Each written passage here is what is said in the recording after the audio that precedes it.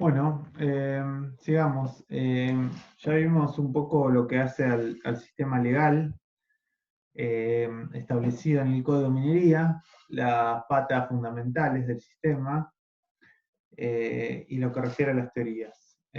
Ahora vamos a ver algunos caracteres de las minas siguiendo un poco con el recorrido del Código de Minería en este sentido.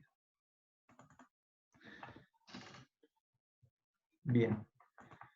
Un primer carácter para que comencemos a conocer es el que dice el artículo 13, la utilidad pública de las minas.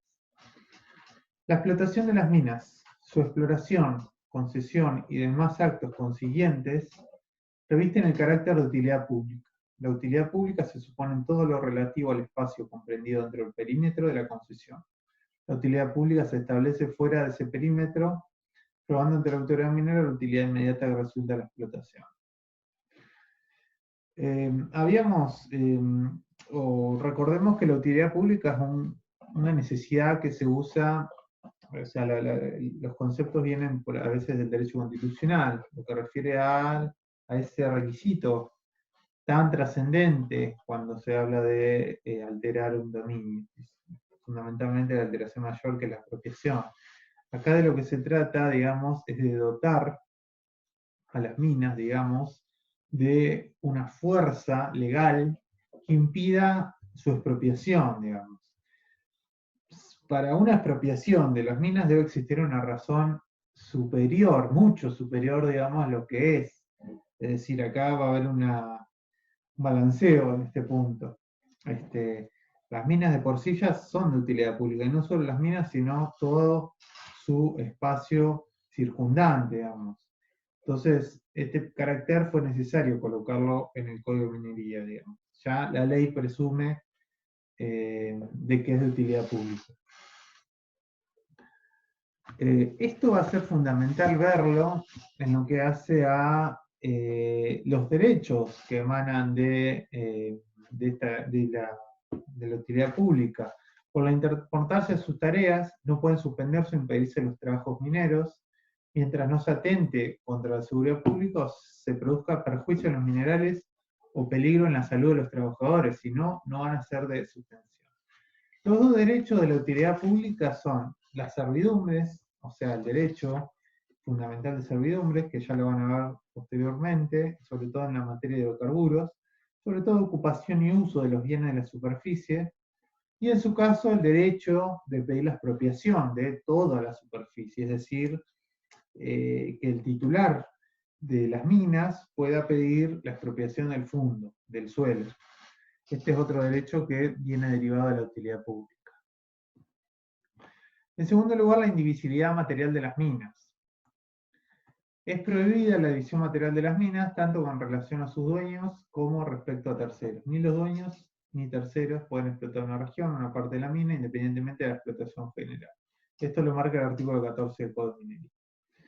El artículo 15, siguiendo este carácter, dice que cuando las minas conten de 2 o más pertenencias, la autoridad permitirá, a solicitud de las partes, que se haga la separación siempre que, previo reconocimiento pericial, no resulte perjuicio ni dificultad para la explotación independiente de cada una de ellas.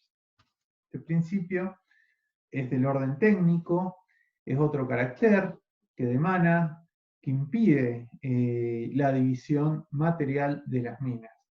O sea, no hay posibilidad de que una mina, una vez concedido el derecho, mediante la concesión legal en particular, pueda ser objeto de división. Eso se encuentra claramente establecido acá. En tercer lugar, no paralización de los trabajos, que es otro de los puntos. Artículo 17. Los trabajos de las minas no pueden ser impedidos ni suspendidos, sino cuando lo exija la seguridad pública, conservación de pertenencia y la salud de existencia de los trabajadores. Los trabajos no pueden paralizarse. Tiene que ser una circunstancia muy grave para que se paralizan al efecto, digamos. Otro de los principios que marca la continuidad de las labores mineras. Se me ocurre una guerra, una amenaza, algo muy fuerte tiene que ser para paralizar los trabajos. Y en cuarto lugar, la perpetuidad. Las minas se conceden particulares por tiempo ilimitado, que es el artículo 18. Esto es lo que nosotros hemos visto anteriormente con la concesión legal, que era una diferencia con la concesión del derecho administrativo, que está marcada por la limitación en el tiempo. En este caso, las minas se conceden por tiempo ilimitado. Esta nota la perpetuidad es uno de los principales atributos de la propiedad general y uno de los más indispensables en la propiedad minera. Porque justamente se necesita la previsión, la duración, el perfeccionamiento que es inseparable del propietario. La clase pasada, si recuerdan, cuando hablamos de la empresa minera, habíamos visto que uno de los caracteres que distinguían a las empresas mineras era esta cuestión de que se invierte mucho al principio y la recuperación, digamos, de todos los gastos y las ganancias se obtenían mucho después. Son inversiones a muy largo plazo. Justamente para eso, para dotar a eso de incentivos, es que se da esta garantía de perpetuidad de las minas. O sea, las concesiones son por tiempo ilimitado. Hay causales, obviamente, de revocación, se puede pensar, pero en principio son perpetuas, se dan, digamos, y se otorgan para garantizar. Así como vimos que después la ley le otorgó garantía fiscal por muchos años, que también a otras características, a nivel económico, acá vemos que se le da perpetuidad a las minas en la concesión legal. Ahí Catalano explica que las concesiones de explotación dan a los particulares un derecho de naturaleza real e inmobiliaria, que en algún aspecto se parece al de propiedad inmobiliaria común. O sea, se le da un derecho con muchas características en lo que hace el derecho de propiedad civil. En este sentido es parecido. Y la perpetuidad es justamente uno de los caracteres que mayor se asemeja a esto, porque recordemos que entre los atributos del derecho civil está justamente el que es perpetuo, el dominio perfecto. Bueno, en esta nota se parece y podríamos trazar una equiparación. Entonces, a ver, ya con estos caracteres delimitados, finalizando la clase podemos hacer una serie de reflexiones finales y también para hacer un poco una equiparación de todo esto. El sistema argentino recoge en su articulado una distinción de minas, del dominio de las minas, según su importancia o trascendencia. Para las minas de mayor importancia, de mayor trascendencia, le destinó no solo la categoría inicial, la primera categoría, sino, y en lo sustancial, que el Estado se reserva el dominio de esas minas. Luego, para las de este modo siguió el sistema regalista dentro de ese sistema que sostiene que hay un propietario, que hay un dominio originario, pero que hay dos propiedades distintas, la que es la del suelo y la que es subterránea.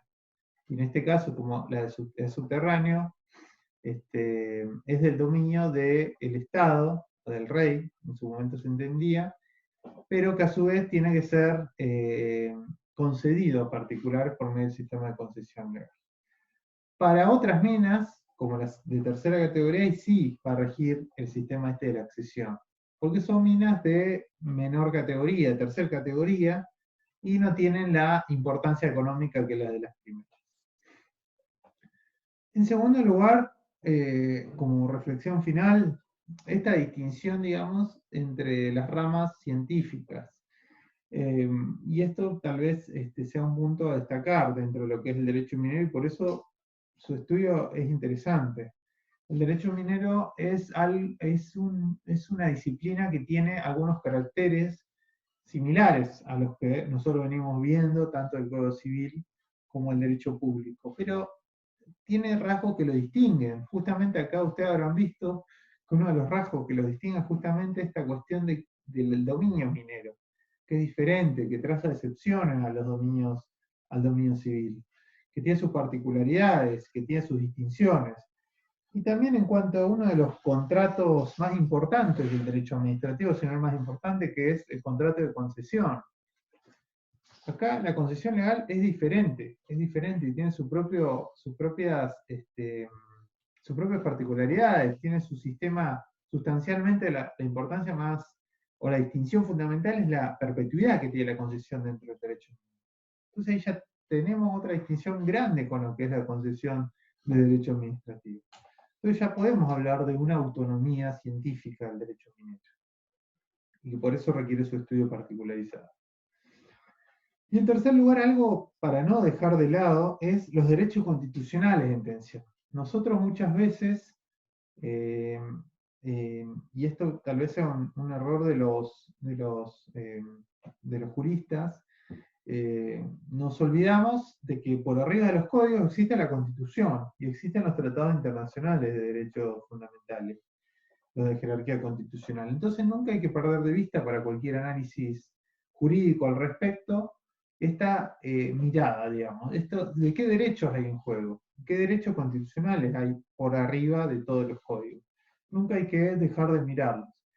En esto vamos a ver que hay un montón de derechos que ustedes van a recordar, de derecho constitucional incluso, que están presentes. Entonces no hay que olvidarlos tampoco sobre el punto más allá del régimen legal que prima. Así que bueno, les agradezco y ahora nos vemos en la clase. Tengo pensado dejar un caso justamente para que lo podamos ver, que es el caso, lo voy a subir al PETCO para que lo vean, y luego de esto, una vez que lo estudien, lo vean un poco, debatamos en clase, pero vamos a apreciaciones, digamos. Justamente la idea es que podamos ver con fuerza estos principios para que los tengan asentados. Así que luego de ello nos vemos en la clase. Muchas gracias.